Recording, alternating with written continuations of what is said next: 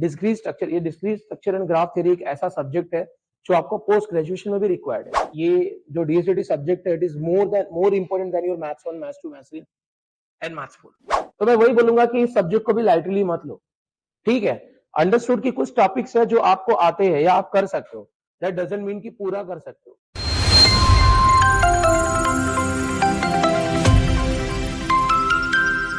छोटा सा आपको इंट्रोडक्शन दे देता हूं सिलेबस का। चालू होता है सेट थियरी से,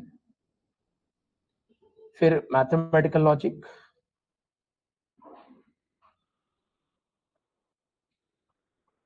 फिर मैथमेटिकल रिलेशन यू कैन से,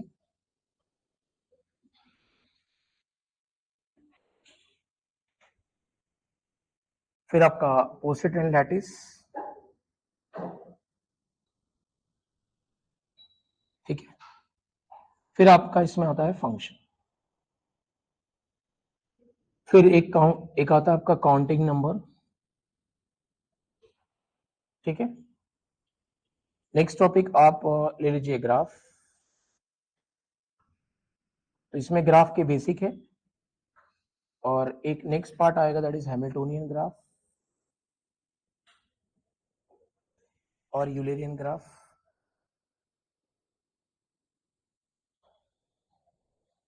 फिर आपका नेक्स्ट टॉपिक है अलजेब्रिक स्ट्रक्चर,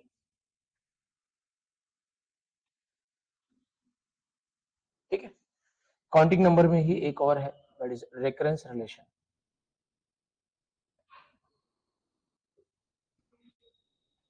तो पूरे कंटेंट को मैंने यहाँ पे है ना टॉपिक वाइज डिवाइड कर दिया है। अगर बोला जाए तो स्टार्टिंग का 2 टॉपिक जो है ना वो ऑलरेडी आपको 12th स्टैंडर्ड में होता है। लॉजिक 12th में था, ट्रुथ टेबल बनाना, इक्विवेलेंस रिलेशन चेक करना, टोटोलॉजी, कॉन्ट्रडिक्शन, याद है आपको?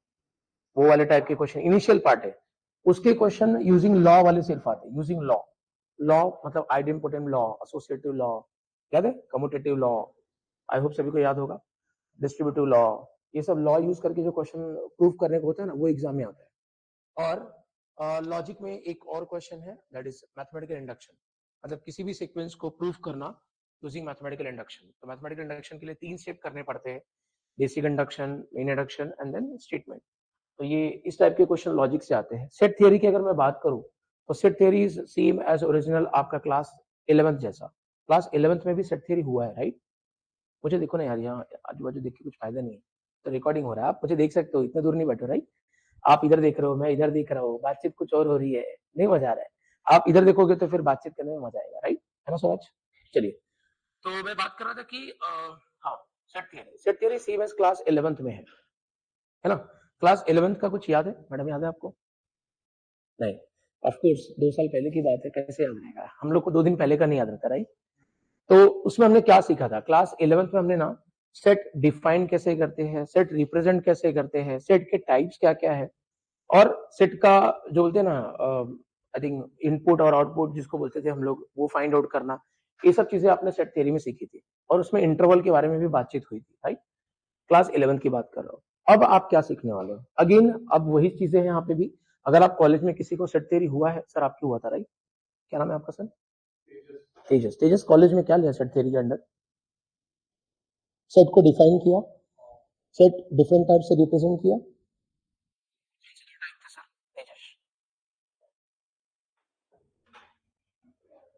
और किसी के कॉलेज में सेट थ्योरी हुआ? अब सब बोलेंगे नहीं हुआ। ऐसा नहीं है, कम्युनिकेट करो, आया नहीं है वो डिफरेंट फैक्टर है, ठीक है? वो डिफरेंट फैक्टर है। तेजस, अरे सॉरी स्वराज, कॉलेज में हुआ सेट थ्योरी? क्या हुआ? टाइप्स ऑफ रिप्रेजेंटेशन में क्या लिया है? 2 टाइप के रिप्रेजेंटेशन है, roster form, set build form. पता है? पता है? अच्छा, रोस्टर फॉर्म में क्या करते हैं? एवरी एलिमेंट को सेट के अंदर दिखाते हैं। सेट बिल्ड फॉर्म क्या होता है? प्रॉपर्टी फॉर्म, है ना? प्रॉपर्टी फॉर्म मतलब कौन से ग्रुप से वो एलिमेंट्स बिलोंग करता है, कहां से कहां तक है, मैं आपको भी बताने। तो टाइप्स ऑफ रिप्रेजेंटेशन लिया होगा, फिर डिफरेंट टाइप्स ऑफ सेट लिया होगा, ऑपरेशन ऑन सेट भी लिया होगा। अच्छा, एक ही लेक्चर हुआ है, ओके। तो क्या मतलब कितने घंटे का हुआ भाई? 45 मिनट्स, ओके ठीक है। तो मुझे लगता है कि फिर टाइप्स ऑफ सेट इसके अलावा कुछ डिस्कस किया था आपके हिसाब से, कुछ और रहा हो? अच्छा, operation on set, okay. Complement, union, intersection, symmetric difference, okay fine. तो जैसे कि मैंने बताया सेट थ्योरी में वही है। देखिए सेट थ्योरी में एक important part that is principle of exclusion and inclusion. Principle of exclusion inclusion क्या होता है, ये काउंटिंग करने का पार्ट है एक, ठीक है, मतलब ये टॉपिक का वो कंटेंट है। अगर आप टेक्स्ट बुक लोगे तो टेक्स्ट बुक में ये इस चैप्टर में दिखेगा, लेकिन है वो सेट थियरी का, है ना। तो ये है प्रिंसिपल ऑफ एक्सक्लूजन इंक्लूजन, ये जो पार्ट है सेट थियरी का दैट इज मोर इंपॉर्टेंट, वो पेपर में आएगा। एक क्वेश्चन कंफर्म वहां से ये होता है। लॉजिक का एक क्वेश्चन मैंने बताया, mathematical induction as well as using law proof. फिर आपका आता है रिलेशन टॉपिक। रिलेशन टॉपिक में बहुत सारे कंटेंट है, जैसे रिलेशन को डिफरेंट वे से रिप्रेजेंट करना, relation set, relation matrix, diagram, digraph. किसी के कॉलेज में हुआ है? नोबडी। तो है ना, रिलेशन कैसे बनता है, और फिर डिफरेंट टाइप्स, जैसे रिलेशन सेट क्या होता है, रिलेशन मैट्रिक्स क्या होता है, फिर डायग्राफ के वाइज हम लोग रिलेशन कैसे एक्सप्रेस कर सकते हैं, डायग्राम के वाइज कैसे कर सकते हैं, या फिर है ना, ये सब चीजें हो गई। तो उसके बाद टाइप्स ऑफ सेट लिया रहेगा, reflexive, symmetric, anti symmetric, irreflexive, ठीक है। उसके बाद आता है ट्रांजिटिव रिलेशन, देन एक लास्ट पार्ट है दैट इज इक्विवेलेंस रिलेशन। अब इक्विवेलेंस रिलेशन जो है वो इनिशियल जितने भी टाइप्स ऑफ रिलेशन है उसके ऊपर डिपेंडेंट है, तो इसीलिए इक्विवेलेंस रिलेशन के क्वेश्चंस आपको पेपर में आते हैं, ठीक है। तो इक्विवेलेंस रिलेशन से रिलेटेड एक और क्वेश्चन आता है दैट इज इक्विवेलेंस क्लास, ठीक है। इक्विवेलेंस क्लास बताना है टाइप्स ऑफ सेट में से, तो that is again one important question. अच्छा, इसमें एक लास्ट पार्ट और है, क्लोजर, ठीक है। ये क्लोजर ऐसा नाम सुन के मेरे को ऐसा मत देखो, मैंने नहीं बनाया है, मैं आपको बता रहा हूँ। क्लोजर एक टाइप है जिसमें एक मतलब डिफरेंट टाइप के क्लोजर्स निकालते हैं, symmetric closure, reflexive closure and then transitive closure. अब ट्रांजिटिव क्लोजर निकालने का ना एक स्पेसिफिक मेथड है, उस मेथड का नाम है वॉर्सल्स एल्गोरिथम। उस वॉर्सल्स एल्गोरिथम के क्वेश्चन आपके पेपर में आएंगे, डैम श्योर। हर पेपर में आया है, अब आने वाले पेपर में भी आएगा। फिर अगर मैं बात करूं पोसेट लैटिस का, पोसेट लैटिस में इंपॉर्टेंट क्वेश्चन है, पहला है drawing hash diagram. Given relation का हैश डायग्राम बनाओ, ठीक है। हैश डायग्राम बनाने के बाद हमें यहाँ पे बताना पड़ता है कि whether the given hash diagram is lattice और नॉट, ठीक है। तो हमें इसके लिए जीएलबी और एलयूबी निकालना पड़ता है। जीएलबी क्या होता है, ग्रेटेस्ट लोअर बाउंड, एलयूबी होता है लीस्ट अपर बाउंड। ये सारे नाम मैं इसलिए बता रहा हूँ कि आपको मालूम पड़े कि हाँ, जो सुनील सर है सामने उसको टॉपिक के बारे में पता है ना, तो आपको वो कॉन्फिडेंस आए, इसके लिए मैं वो नाम बता रहा हूँ, बाकी कुछ है नहीं, ठीक है। नहीं याद रहेगा दैट्स डिफरेंट यार, ये तो होने ही वाला है, ऑर्डर में होने ही वाला है, ठीक है। फिर हम लोग डिफरेंट टाइप्स ऑफ लैटिस देखने वाले हैं, बाउंडेड लैटिस क्या होता है, बुलियन लैटिस क्या होता है, कॉम्प्लीमेंट ऑफ एनी एलिमेंट क्या होता है, किसी भी लैटिस को हम कॉम्प्लीमेंटेड लैटिस कब बोलते हैं, ये टाइप के क्वेश्चन आप यहाँ पे देखने वाले हो। अब इसमें इंपॉर्टेंट क्वेश्चन अगर पूछोगे मेरे से तो मैं बोलूंगा draw hash diagram, that is one important. Types of lattice second example, तो दो एग्जांपल आप यहाँ से एक्सपेक्ट कर सकते हो। आने के लिए किसी टॉपिक में से क्या आने वाला है पता है मुझे, मैं आपको 80% क्वेश्चन प्रेडिक्ट कर सकता हूँ, बट अभी सिर्फ टॉपिक पढ़ाया तो बाकी चीजों का नॉलेज नहीं होगा ना, बिकॉज डिस्क्रीट स्ट्रक्चर, ये discrete structure and graph theory एक ऐसा सब्जेक्ट है जो आपको पोस्ट ग्रेजुएशन में भी रिक्वायर्ड है। आपको पता है, कभी आपने यूपीएससी वगैरह का कुछ सिलेबस देखा है कभी? ये आउट ऑफ बॉक्स में थोड़ा बात कर रहा हूँ, बिकॉज आपको मालूम पड़ना चाहिए कि ये जो डीएसडीटी सब्जेक्ट है it is more important than your maths 1, maths 2, maths 3 and maths 4। मैंने खुद ये जो मोदी भाई ने लगा दिया था लॉकडाउन, उसमें थोड़ा सा मेरे को चांस मिला कि यूपीएससी प्रिपेयर करूं, तो ऐसे ही मजाक मजाक में प्रीलिम्स क्लियर हो गया, तो मेरे पास एक ऑप्शन आया कि मैं मेंस के लिए पढूं। तो मेंस में मुझे हिस्ट्री ज्योग्राफी तो आती नहीं थी, हिस्ट्री ज्योग्राफी से तो सालों पहले अपना रिश्ता खत्म हो गया था, है ना। तो कौन अकबर कौन बीरबल अगर मैं याद करता तो घर वाले बुरा मान जाते। तो मेरे को मैथ्स आता था, तो मैं मैथ्स में देखा कि discrete structure and graph theory subject वहां पे एज ऑप्शनल था। Yes, it was there. और 75% सिलेबस जो इस सब्जेक्ट का है वो अपना ही है, अपना जो इंजीनियरिंग एमयू यूनिवर्सिटी का है वही था। तो it was great helpful for me कि मैंने वो अटेम्प्ट भी किया और मैंने ऑप्शनल मैथ्स ही लिया। और जिस टाइम मैंने अटेम्प्ट किया था मेंस का पेपर, उस टाइम कनिष्क कटारिया करके कोई तो था, याद है वो आपको शायद, उसका बहुत फेमस हुआ था, बिकॉज वो, अभी मैं ज्यादा डीप में नहीं बता पाऊंगा उसके बारे में, उसका कनेक्शन था, उसको हेल्प मिला था किसी का वगैरह वगैरह, ऐसा कुछ सुना है मुझे। उस टाइम मैंने पेपर दिया था, उस टाइम उसने 500 में से 324 मार्क्स लाया था मैथ्स में, आउट ऑफ 500 324।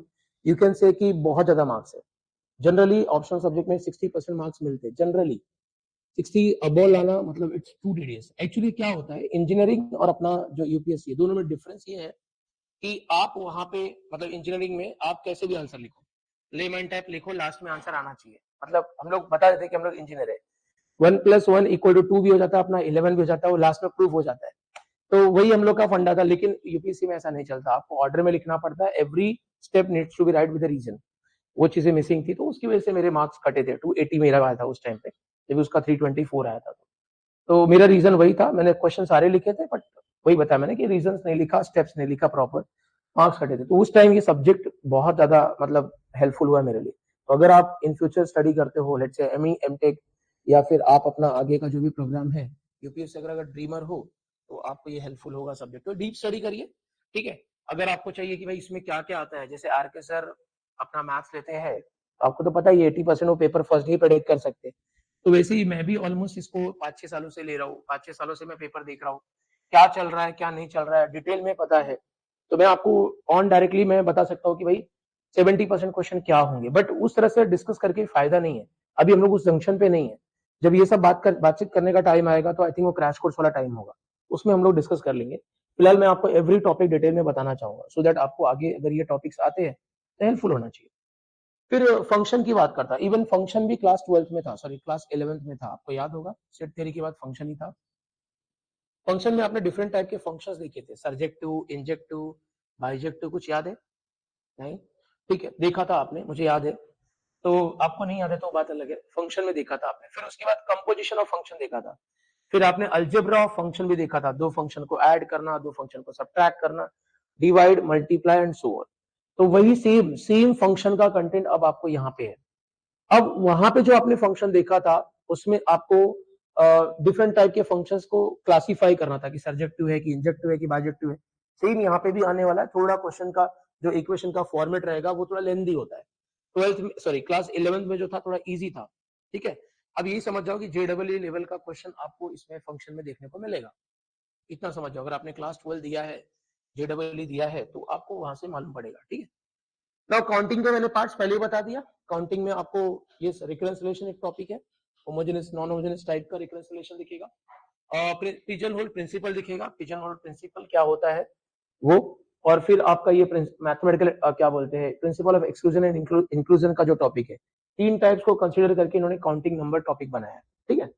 उसके बाद ग्राफ, ग्राफ के बेसिक टर्म्स देखने को मिलेंगे, नोट्स क्या होता है, एज क्या होता है, डिग्री कैसे फाइंड आउट करते हैं, एडजेसेंट वर्टेक्स क्या है, ठीक है।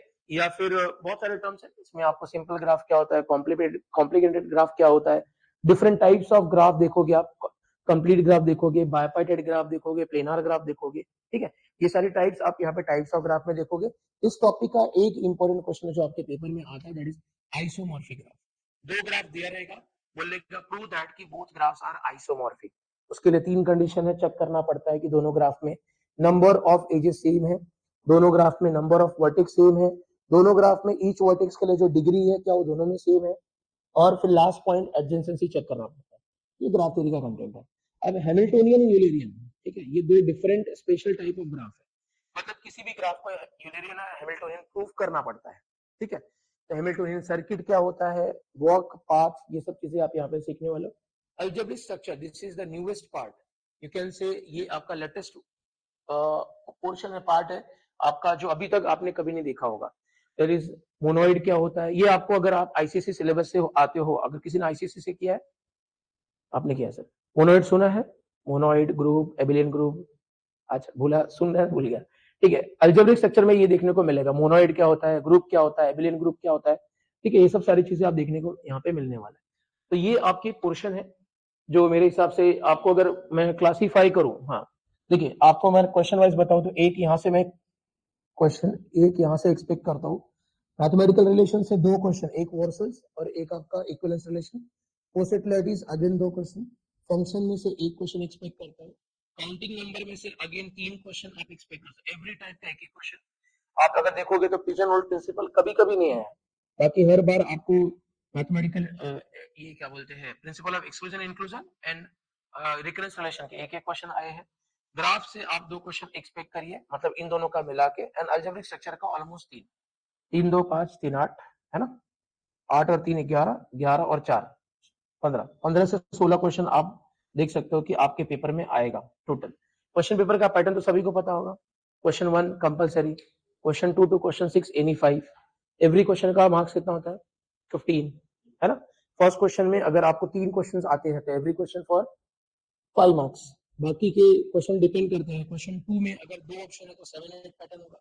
क्वेश्चन 2 में अगर 3 सब क्वेश्चन है तो 5-5-5 भी हो सकता है, 4-5-6 पैटर्न भी हो सकता है, राइट। तो इस तरह से आपको क्वेश्चन के पेपर मिलने वाले, सेम एज मैथ्स जैसा पैटर्न होगा, सेम टू सेम, ठीक है। तो राइट इट डाउन, इसके बारे में बातचीत करते हैं। देखिए इस सब्जेक्ट का मेन प्रॉब्लम क्या है, मतलब मेन लोगों के क्या स्टेटमेंट होते हैं या इन जनरल लोग सब्जेक्ट कैसा फील करते हैं उसके बारे में बात कर लेता हूँ। अभी क्या होता है, आप भी अगर कोई नया टेक्स्ट बुक खरीदोगे तो सीधा 5वां चौथा चैप्टर तो ओपन करोगे नहीं, करते हो? नहीं करते हो। आप कौन सा देखते हो?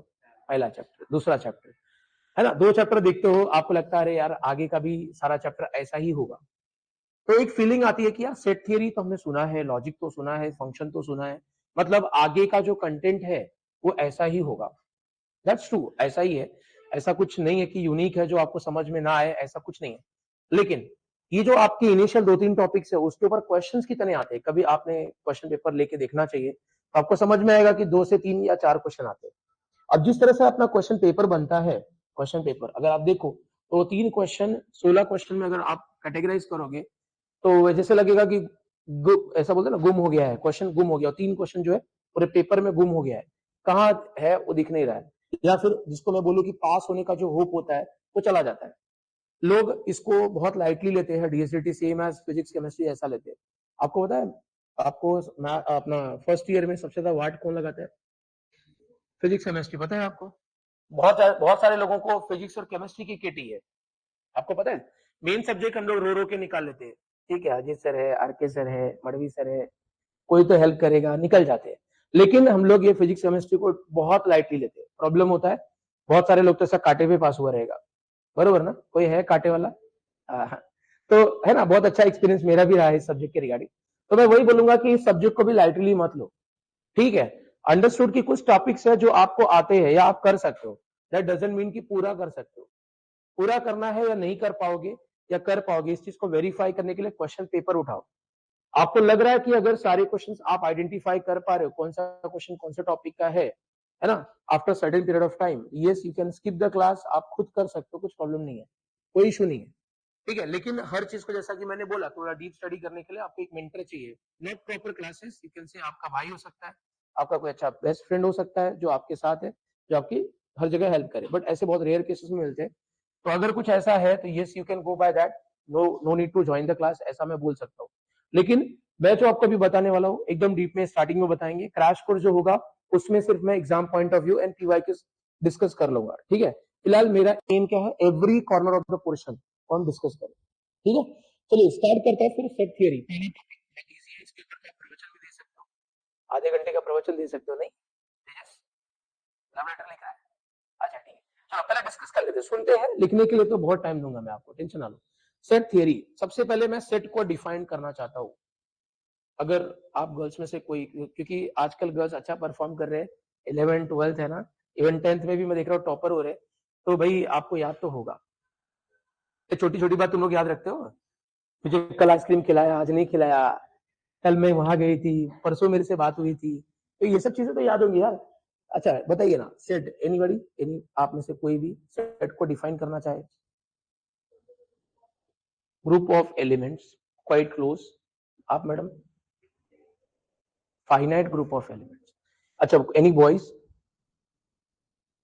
यार अभी तो चिल्ला रहे थे कि कॉलेज में सेट हुआ है, सेट हुआ है, सर आपके हुआ है? आपका नाम भूल गया मैं। स्वयं? हाँ स्वयं हुआ है कॉलेज में। अच्छा ठीक है, स्वयं के आजू बाजू कोई? आप सर? अच्छा चलिए, मैं अगर कोई एफर्ट डालना चाहता है तो last effort, anybody else? No Swaraj?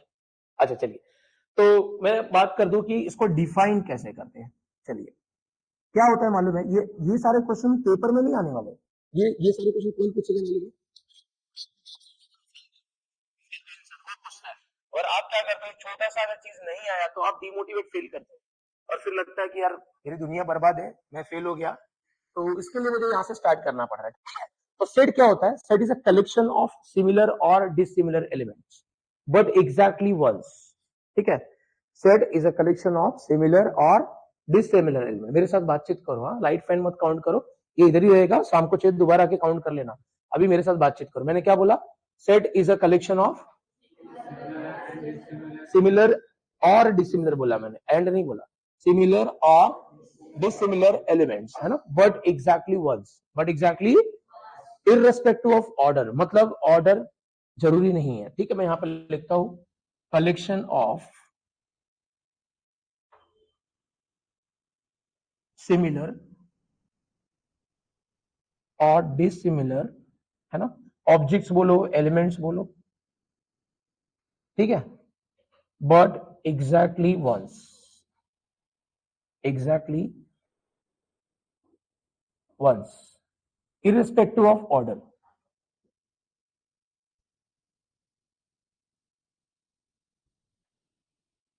ठीक है, अब इसका मीनिंग क्या है, जरा मैं यहाँ पे कुछ एग्जांपल के थ्रू आपको बताता हूँ। सपोज मैंने एक सेट लिया है ए, सेट का नाम ऑलवेज हम लोग कैपिटल ए से लिखते हैं, किससे लिखते हैं, कैपिटल ए, ठीक है। प्लीज सर, लास्ट बेंच, भाई क्या लिख रहा तू, मैंने बोला ना यार नहीं लिखना है, ठीक है, बोर्ड पे देखो ना, लिखने के लिए टाइम दूंगा, मैं भाग नहीं जाना, बोर्ड लेके घर जा थोड़ी जाने वाला हूँ, रेडी रहेगा, ठीक है, जब आप बोलोगे तो रब करूंगा, ठीक है। तब तक सुनिए, मैंने कहा सेट का नाम हम हमेशा कैपिटल लेटर से लिखते हैं, किससे लिखते हैं, अच्छा कैपिटल ए, स्मॉल ए नहीं लिख सकते आप। अच्छा, इसमें एलिमेंट्स आप कुछ भी लिखो, जैसे मैंने यहाँ पे 4 अल्फाबेट्स लिया है, मैं एक सेट ले रहा हूं बी जिसमें मैंने 4 नंबर्स लिए, एक सेट ले रहा हूं सी जिसमें फैमिली मेंबर्स को मैं लिख सकता हूँ, फैमिली मेंबर में कौन कौन है, जैसे आपके घर पे कौन कौन होगा भाई, मॉम, डैड, भाई, है ना, मे भी आपकी सिस्टर हो सकती है, तो ऐसे लोग, मतलब किसी का भी कलेक्शन, मतलब फैमिली मेंबर्स का कलेक्शन, या अगर मैं बोलूं कि set is a collection of, आपने अपने कॉलेज बैग में क्या क्या रखा है, क्या क्या रखा है भाई, पेंसिल है, बुक है, मोबाइल तो रखा ही होगा, अब कुछ लोग ऐसा पाउडर क्रीम वगैरह रखते हैं, वॉइस मुझे नहीं मालूम, तो मैंने यहाँ पे मेंशन कर दिया, ठीक है। तो कोई भी है ना, कोई भी चीजों को अगर मैं यहाँ पे कलेक्ट करूँ एग्जैक्टली वंस, मतलब कोई भी चीज अगर मैंने एक बार एंटर कर दी है तो यही सेम चीज मैं दोबारा एंटर नहीं कर सकता, मतलब एक ही सेट में सेम एलिमेंट को मल्टीपल टाइम कॉपी नहीं कर सकते। अच्छा, irrespective of order means what, मैं आगे पीछे चीजों को लिख सकता हूँ, जैसे मैंने मॉम डैड ब्रदर सिस्टर लिखा है, तो मॉम के बाद सिस्टर डैड, है ना, डैड के बाद ब्रदर, ऐसा लिख सकता हूँ, आगे पीछे इनका पोजीशन लिख सकता हूँ। Am I clear to all of you? तो क्या अभी आपको कोई सेट पूछेगा कि सेट को डिफाइन करो, तो कैन यू डिफाइन, ठीक है मैडम, क्या लिखोगे, देख के नहीं बोलना, पाप लगेगा, बैठ के बात करो, दिख रहे हो आप, हाँ, दैट्स इट। यहाँ पे एवरी वर्ड का इंपॉर्टेंस है, ठीक है, आप एक वर्ड मिस करोगे मतलब सेट को आप बराबर डिफाइन नहीं कर रहे हो। तो set is a collection of similar और, अरे कैसा गजनी है तुम लोग, 4 लाइन 4 वर्ड नहीं याद रख रहा है, set is a collection of similar और डिसिमिलर एलिमेंट्स, है ना, बट एग्जैक्टली, है ना, irrespective of order. So can you right, please लिखिए, और एक एग्जांपल लिखिएगा, मेरी तरह 4 एग्जांपल मत लिखना, एक एग्जांपल लिखना आप, कोई भी इनमें से कोई लिख सकते हो या अपने चॉइस से, कोई स्पेलिंग एरर होगा तो प्लीज अवॉइड, ठीक है। अब रिप्रेजेंट कैसे करते हैं, सेट को रिप्रेजेंट कैसे करते हैं, तो दो टाइप से रिप्रेजेंट करते हैं, एक बोलते हैं रोस्टर फॉर्म, दूसरा बोलते हैं सेट बिल्ड फॉर्म। अगर मैं रोस्टर फॉर्म की बात करूं तो एवरी एलिमेंट्स को यहाँ पे नोटिफाई करना पड़ता है, every elements has to be notified, मतलब हर एक एलिमेंट को सेट के अंदर कॉपी करना पड़ता है इंडिविजुअली, जैसे मैंने एक यहाँ पे नंबर्स कॉपी किया, या फिर जैसे मैंने यहाँ पे कुछ अल्फाबेट्स कॉपी किया, अच्छा, और सेट को कर्ली ब्रैकेट में लिखते हैं, ठीक है, कभी भी स्क्वायर बॉक्स या वो ओपनिंग क्लोजिंग बॉक्स ऐसा नहीं लिखते, मतलब ऐसा वाला या फिर ऐसे वाले सेट के ऐसे वाले में हम कभी भी नहीं लिखते, कर्ली ब्रैकेट्स के अंदर लिखते हैं, ठीक है, ये भी चीज याद रखो, और दो एलिमेंट के बीच में कॉमा लिखना कंपलसरी होता है, राइट। तो यस, मैंने कुछ टाइप के सेट लिखे हैं, जैसे आप यहाँ पे नंबर लिख सकते हो, ये मैंने नंबर लिखे हैं, ऐसा आप लिख सकते हो, है ना। आप देख सकते हो कि मैंने इस सेट के अंदर 5 एलिमेंट डिफाइन किया है, इस सेट के अंदर ये 5 है, इसके अंदर यहाँ पे 4 लिखे हैं, ठीक है, तो डिपेंड करता है कितने एलिमेंट्स हैं, सब लोग बोर्ड पे देखना प्लीज, रिक्वेस्ट है ना। तो मैंने कहा एवरी एलिमेंट्स को यहाँ पे नोटिफाई करना पड़ता है। अच्छा, इसी को अगर मुझे सेट बिल्ड फॉर्म में लिखना है, सेट बिल्ड फॉर्म को बोलते हैं प्रॉपर्टी फॉर्म, देखिए ये फॉर्म लिखने के लिए ना आपको नंबर सिस्टम के बारे में नॉलेज होना चाहिए। नंबर सिस्टम बहुत सारे नंबर्स होते हैं, जैसे पहला है मेरा इंटीजर। इंटीजर को हम लोग आई लिखते हैं या फिर जेड, याद है आपको? ठीक है, तो इंटीजर डिफाइन करना हुआ तो आपका नाम मैडम श्रुति, बताइए। इंटीजर को अगर डिफाइन करना हो, या इंटीजर किसको बोलते हैं? Whole number. मतलब अगर मुझे गुजरात जाना है तो आप ऐसे बोलोगे सर सूरत मत जाना, और क्या नहीं, गुजरात जाना हो तो क्या बोला, दिल्ली मत जाना, क्या नहीं जाना, हैदराबाद नहीं जाना। अरे ऐसा नहीं था, कहाँ जाना उसके बारे में बात करो ना सीधा। क्या होता है integer, can you tell me? Sir आप लास्ट बेंच, श्रुति नहीं बताई ना, बता रहे हो? अच्छा आप सर, आपका नाम? हाँ अभिषेक, कौशिक, कौशिक बताइए। इंटीजर सुना है? इंटीजर क्या होता है? इंटीजर कौशिक भाई बोलिए ना। संयम, संयम, संयम। इंटीजर, अरे बहुत बार सुना है यार, क्या बात कर रहे हो? इंटीजर मतलब कोई भी नंबर जो माइनस इंफिनिटी से लेके प्लस इंफिनिटी के बीच में हो, है ना? और वो क्या होना चाहिए, एग्जैक्ट नंबर होना चाहिए। जैसे यहाँ पे देख लो, -3 है, -2 है, -1, 0, 1, 2, 3, मतलब कोई भी नंबर जो कि प्रॉपर एग्जैक्ट एक बोलता है ना काउंट हो, डेसिमल फॉर्म में नहीं चलेगा, फ्रैक्शन फॉर्म में नहीं चलेगा। अगर कोई फ्रैक्शन फॉर्म में नंबर है और अगर मैं उसको सिंप्लीफाई करूं, उसका एक एग्जैक्ट वैल्यू है जिसका डिनोमिनेटर 1 हो, है ना? जैसे यहाँ पे देखो ये फ्रैक्शन फॉर्म में था लेकिन कैंसिल किया तो 16 आ रहा है, 16 का डिनोमिनेटर क्या है? 1। तो इंटीजर एक ऐसा वैल्यू है जो कि डेसिमल फॉर्म में ना हो और उसका डिनोमिनेटर क्या हो? 1। श्रुति याद रहेगा? ठीक है, तो any number between minus infinity two plus infinity जिसका डिनोमिनेटर क्या हो? 1, और वो डेसिमल फॉर्म में या फिर p बाय q फॉर्म में नहीं होना चाहिए। समझ में आया? कुछ एग्जांपल बता सकते हो? तुम लोग ऐसा देख रहे हो जैसे लग रहा है पहली बार देख रहे हो। अरे है, मैंने भी लेक्चर लिया है, बहुत सारे लेक्चर लिया, तो आई होप आपने देखा तो होगा। एफई वाले हो ना मैक्सिमम लोग, नहीं देखा कभी? अच्छा ठीक है, चलो फर्स्ट टाइम देखा, कोई बात नहीं, बताइए ना।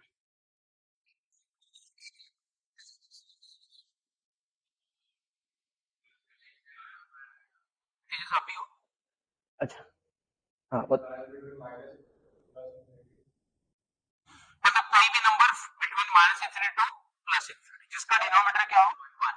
अगर कोई फ्रैक्शन फॉर्म में दिया भी है तो सिंपलीफाई करके अगर उसका डिनोमिनेटर 1 हो रहा है तो उसको हम क्या बोलेंगे? इंटीजर। मुझे बताओ 15/7 क्या ये इंटीजर है? नहीं, बिकॉज अगर सिंपलीफाई करोगी भी तो यहाँ पे कुछ कैंसिल नहीं हो रहा है, डिनोमिनेटर जो है 1 नहीं है, डिनोमिनेटर मोर देन 1 है, देयरफॉर ये आपका इंटीजर नहीं है। चलिए इंटीजर के बारे में क्लियर हुआ, आई होप सभी को रहेगा। अच्छा इंटीजर के बाद नेक्स्ट बता दो मुझे, नेचुरल नंबर सुना है? नेचुरल, हाँ बताइए ना, नेचुरल नंबर 1 से लेके infinity, yes very good, 1 2 3 4 till infinity, मतलब कोई भी काउंटिंग नंबर है ना, कोई भी काउंटिंग नंबर एक्सेप्ट 0 उसको क्या बोलते हैं? Natural number. नेक्स्ट आता है आपका होल नंबर, सुना है आपने? Yes very good.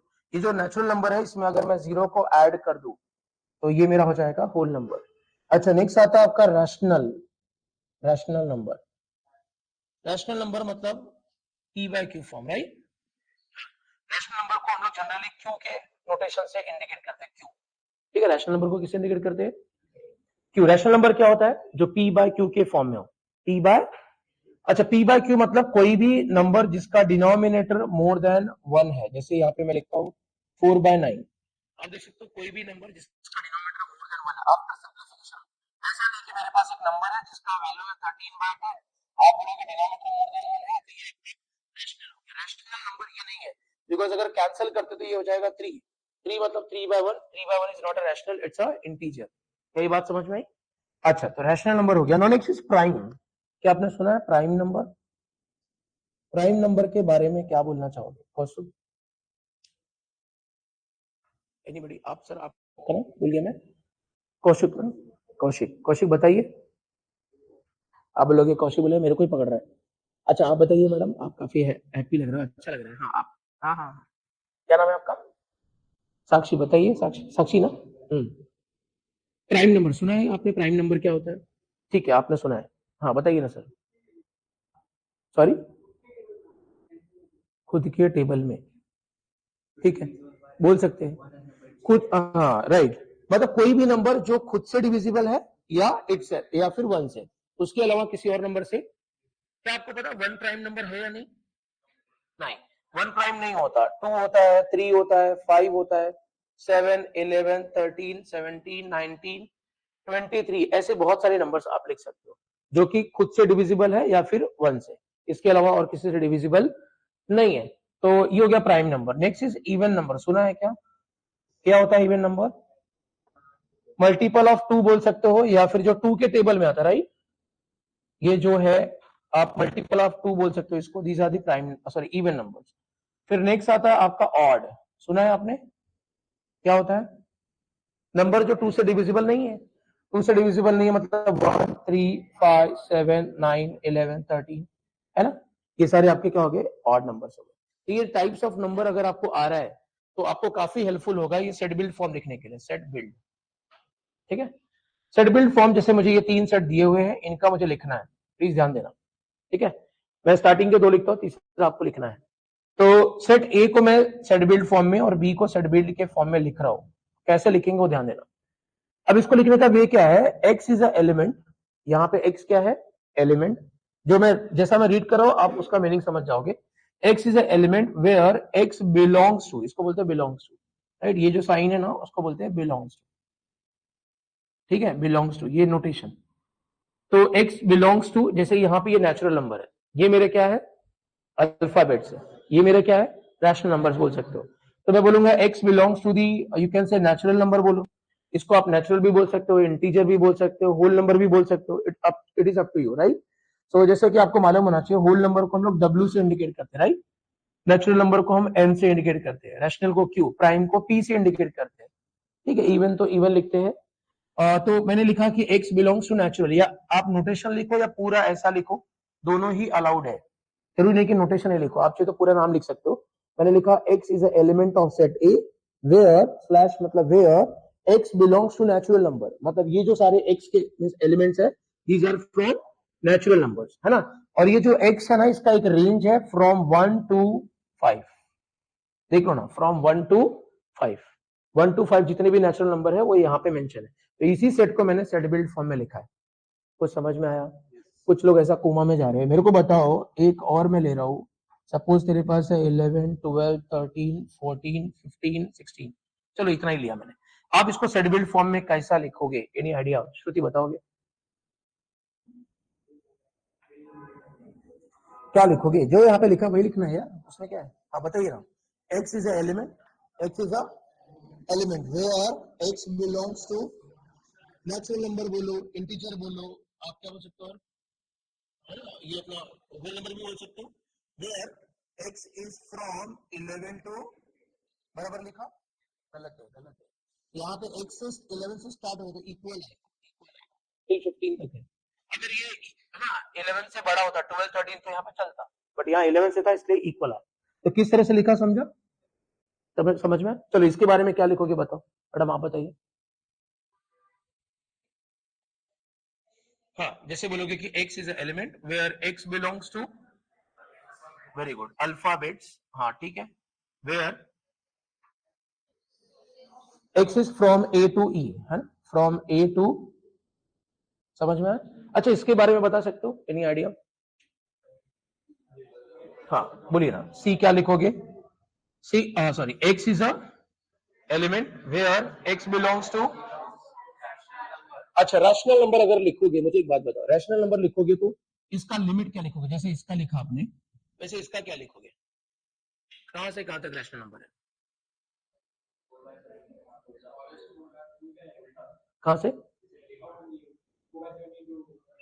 2 बाय,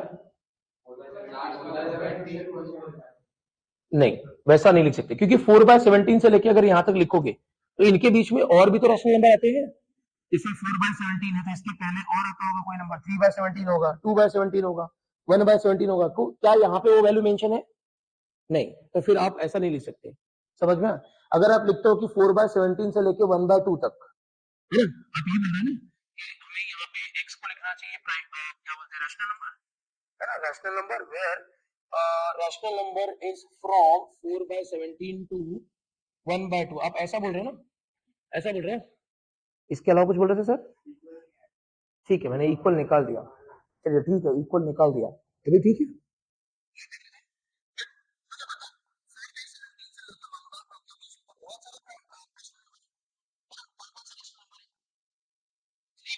है, 2/17 है, 1/17 है, या उससे बड़ा लोगे तो 5/17 है, 6/17 है। 1/2 तो बहुत सारे प्राइम नंबर है। क्या वो, सॉरी, बहुत सारे रैशनल नंबर है, क्या यहाँ पे वो रैशनल नंबर मेंशन है? नहीं, देयरफॉर ये आपका रॉन्ग हो गया फिर। Anything else? हाँ सर, आप कुछ बोल रहे थे? तो पी बाई क्यू मतलब रैशनल ही है ना, तो अभी वही लिखा। जैसे कोई आप बता पाओ तो। आपका नाम क्या है? क्षितिज, बताइए क्षितिज।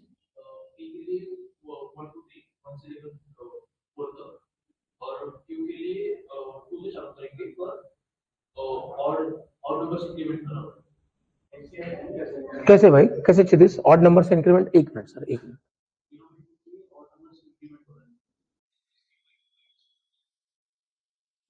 कोई लॉजिक समझा नहीं था, तो तेरे हिसाब से ऐड करेगा, ऐसा नहीं चलेगा। उधर बैठ के तू बताएगा थोड़ी ना, मैंने 2+3 किया है, 5+5 किया है।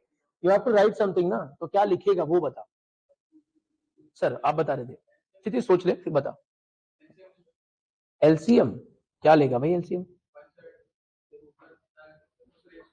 ठीक है, मुझे बता यहाँ पे क्या लिखूं, वो तो बता।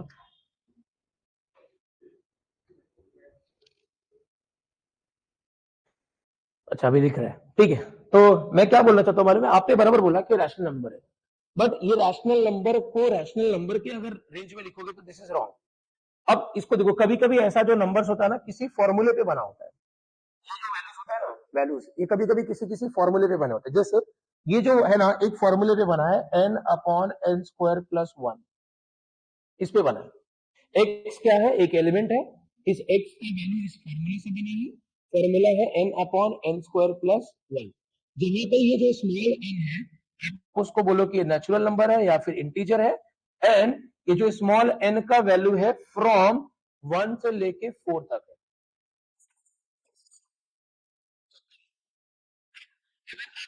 नेचुरल नंबर लिया, n मतलब natural number, from 1 to 4, suppose 1 से स्टार्ट किया जर्नी, तो पहला एलिमेंट मिलेगा। आप इस फॉर्मूले में n का वैल्यू अगर 1 डालोगे तो क्या मिलेगा? पहला वैल्यू मिलेगा। देखो ना, n का वैल्यू 1 डाला तो 1/1² + 1, 1² + 1 क्या होगा? 2। समझ में आया? तो कभी कभी आपको एलिमेंट्स ऐसे फॉर्मूले से भी मिलते हैं। n का वैल्यू 1 डाला तो 1/1² + 1 मींस 1/2। n का वैल्यू 2 डाला तो 2/2² + 1, 2 मतलब 4, 4 + 1 मतलब 5, तो 2/5 मिला। 3 डालोगे, नेक्स्ट नेचुरल नंबर 3 डालोगे तो 3/3² + 1 मतलब 3/10 हो जाएगा। समझ में आ रहा है? नेक्स्ट नेचुरल नंबर 4 डाला तो 4/17 हो जाएगा। क्या ये बात समझ में आई? तो कभी कभी आपको फॉर्मूला भी लिखना पड़ता है, और ये फॉर्मूले में जो भी नोटेशन आपने यूज किया, जैसे मैंने यहाँ पे n यूज किया है, तो इस n को n कौन से ग्रुप से वो लिखना पड़ता है। ये बात समझ में आई? तो गाइस ये था आपका रोस्टर फॉर्म और ये था आपका set build form. Is it clear? Please right. क्या है null set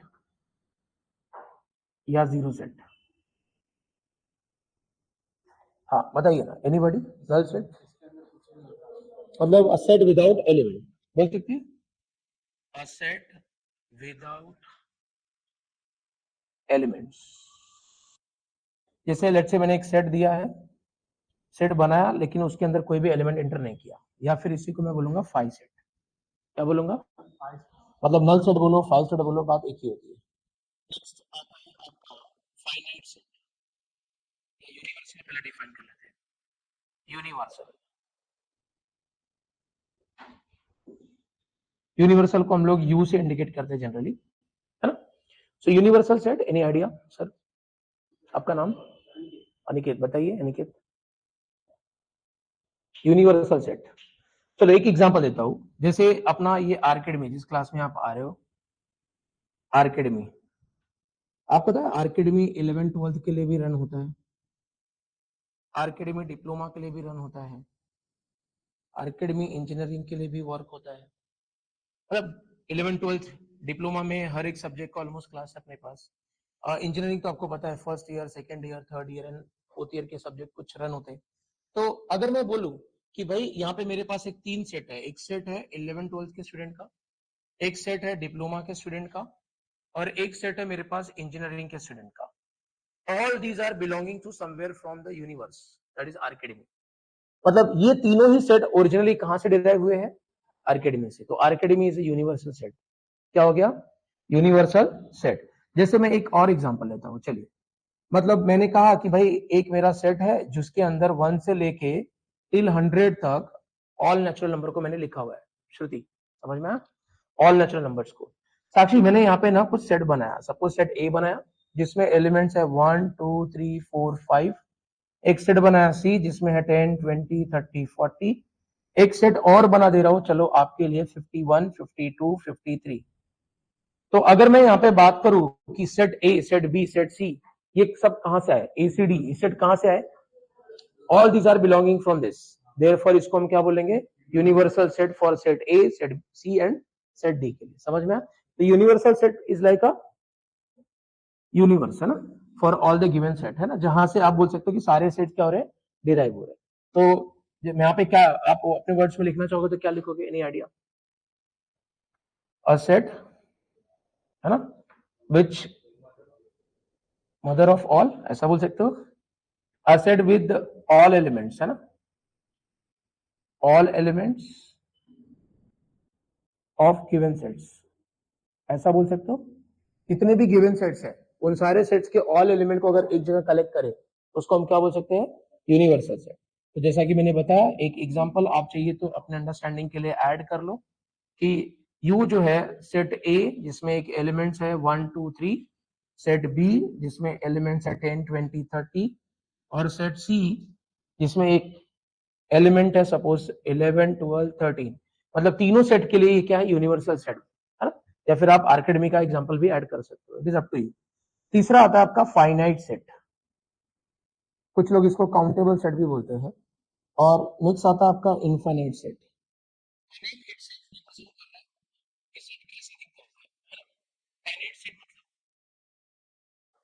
finite elements, huh? if number of elements are countable, बराबर ना।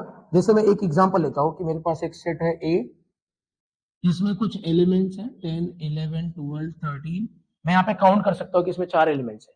देख लो ना, 1 2 3 4, इसलिए क्या हो गया? Finite set. ठीक है। अब next is infinite set. Infinite set, हाँ कौशिक बताना क्या बोला इनफाइनाइट सेट के बारे में?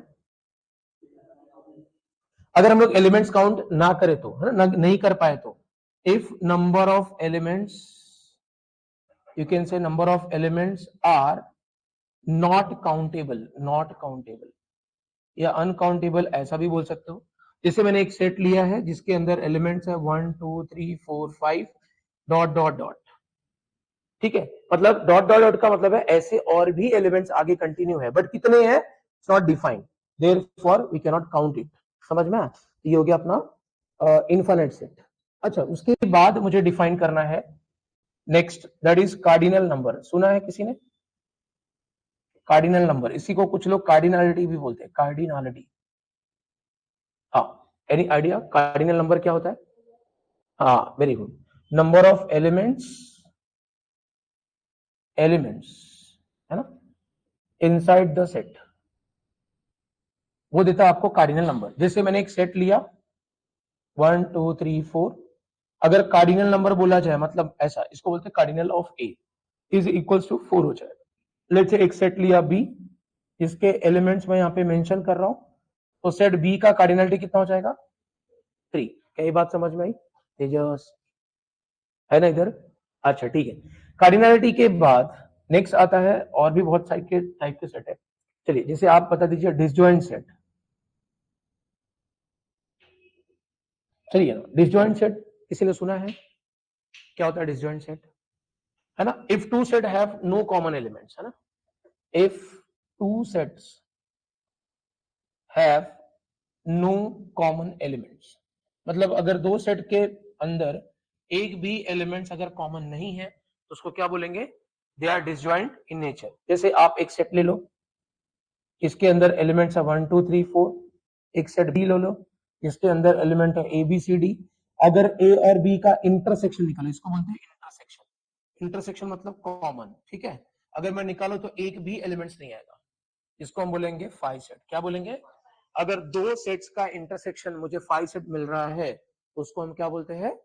Disjoint set. क्या बोलते हैं? मतलब ए और बी एक दूसरे के लिए क्या है? Disjoint set. अच्छा चलिए, और भी है, जैसे सबसेट सुना है किसी ने? क्या होता है सबसेट? हाँ सर, सेट इनसाइड सेट। आप सुपर सेट को बाद में देखेंगे, पहले सबसेट क्या होता है? Any idea? ठीक है, आपने सुपर सेट के टर्म्स में डिफाइन किया, बट मैं ओरिजिनली पूछ रहा हूं, दूसरे सेट से निकाला हुआ, क्वाइट क्लोज। हाँ बराबर, ऐसा बोल सकते हैं। मतलब मेरा ये बोलना है कि इफ ऑल एलिमेंट्स है ना, all elements of set A is derived from, है ना, derived from set B, then we can say कि A is a subset of B. Subset का नोटेशन होता है सी बनाओ नीचे डैश। ठीक, जैसे एक एग्जांपल लेता हूं मैं, ए, यहां पे मैंने एक सेट डिफाइन किया है, बी एक और सेट ले रहा हूं, 1 2 3 4 टिल 10 तक ले रहा हूं। मैं बोल सकता हूं कि A is a subset of B. Why? क्यों ऐसा मैडम? हाँ, ए के सारे एलिमेंट सेट बी में है, therefore A is a subset of. क्या मैं ऐसा बोल सकता हूं कि B is a subset of A? क्यों भाई? क्योंकि बी के सारे एलिमेंट सेट ए के अंदर नहीं है। अगर बी के सारे एलिमेंट सेट ए के अंदर होते तो हम लोग क्या बोलते हैं? B is a subset of A. समझ में आया? तो अगर नहीं है तो आप इस तरह से क्रॉस कर सकते हैं। क्या ये बात समझ में आई? चलिए, ये हो गया आपका सबसेट। नेक्स्ट आता है प्रॉपर सबसेट। प्रॉपर सबसेट, अच्छा इसमें से कुछ डेफिनेशन है जो आपके पेपर में भी आया है, जैसे सिंगल टोन सेट क्या होता है, सबसेट क्या होता है, पावर सेट क्या होता है, जो कि भी हम लोग लेने वाले हैं। तो ये सब चीजें आपको पेपर में आई हुई, बट नॉट ऑल। जैसा मैंने बोला, ये सब सारी चीजें जो प्रिपेयर कर रहे हैं,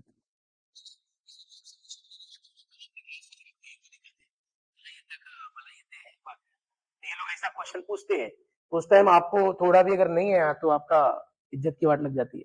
तो इसलिए बताना पड़ रहा है, पेपर में ऐसा कुछ आता नहीं है। जैसा मैंने बोला, सिंगल टोन सेट आया है, पावर सेट आया है, पार्टीशन ऑफ सेट आया है, डिसजॉइंट सेट आया है, बट नॉट ऑल। ठीक है, तो अगर एनी आइडिया हो प्रॉपर सेट सबसेट के बारे में? No idea? कितने बार ट्राई करोगे? सही है, एब्सोल्युटली करेक्ट। जैसे यहाँ पे इन्होंने जो बोला, यहाँ पे देखो एक एग्जांपल लिखा हुआ है। मैं सेट ए का, सेट ए यहाँ पे जो ए है ना, ए ये सबसेट ऑफ बी है। A is a subset of B and A is a proper subset of B है, ये भी मैं बोल सकता हूँ। क्यों? देखिए, प्रॉपर सबसेट का मतलब होता है कि सपोज एक सेट है ए जिसके एलिमेंट्स मैंने कॉपी किया, एक सेट है बी जिसके एलिमेंट्स मैं यहाँ पे कॉपी कर रहा हूँ, ये मैंने कॉपी किया है। मैं यहाँ पे अगर देखूं तो मैं बोल सकता हूँ कि A is a subset of B and B is a subset of A. Yes और no? B subset of A कैसे हुआ? एक मिनट भाई, तो सेम एलिमेंट्स है तो आप बोल सकते हैं सब। सबसेट कब बोल सकते हैं? कुछ लोग ऐसा कान खड़ा करके सुन रहे हैं, कुछ लोग ऐसा, अरे जाऊ दे मला नाही विचारणार है, ऐसा मुंडी नीचे कर रहे हैं। उन लोग को मैं देख रहा हूँ, हाईलाइट कर रहा हूँ। भाई इन्वॉल्व रहो, बिकॉज मैंने बोला ये इंपॉर्टेंट इतना तो नहीं है कि पेपर में आएगा, बट मैंने बोला क्लास में इज्जत अगर बचानी है तो ये सब आनी चाहिए। हाँ बोलिए ना मैडम, सबसेट क्या होता है मैडम? नाम क्या आपका? समृद्धि। समृद्धि बताइए।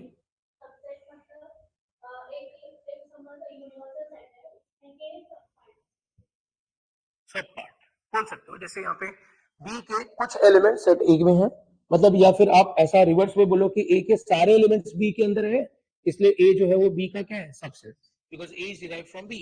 सिमिलरली यहाँ पे अगर आप चेक करोगे तो ए के सारे एलिमेंट बी के अंदर है, therefore is A is a subset of, और बी के सारे एलिमेंट सेट ए के अंदर भी है, therefore B is a subset of A. तो मतलब यहाँ पे दोनों पॉसिबिलिटी है, ए बी का सबसेट है और बी ए का सबसेट है। समझ में? तो ऐसे केस में जो ए है ना, ए वो प्रॉपर सबसेट ऑफ बी नहीं होता, नहीं होता। मैंने कहा अगर प्रॉपर सबसेट होना है, प्रॉपर सबसेट, तो इन दोनों में से किसी एक को बड़ा होना पड़ेगा जिसमें नंबर ऑफ एलिमेंट्स ज्यादा हो, और एक को नंबर ऑफ एलिमेंट्स कम होना पड़ेगा। जैसे A is a subset of B but B is not a subset of A, therefore हम लोग ऐसा बोल सकते हैं कि A is a proper subset of B. C, जो सी नोटेशन है सी, ये प्रॉपर सबसेट का नोटेशन, एक्चुअली वो सी नहीं होता है, वो इस टाइप का स्ट्रक्चर होता है, इस टाइप का, ठीक है। A is a proper subset of B, ऐसा लिखते हैं, समझ में आया? तो गाइज ए बी का प्रॉपर सबसेट कब होगा? साक्षी आपसे चालू करें। हाँ, कुछ तो आपने लिखा, क्या लिखा, क्या लिखा आपने? सर कॉल करता हूँ आपको 10 मिनट में, मैं कॉल करता हूँ लेक्चर में,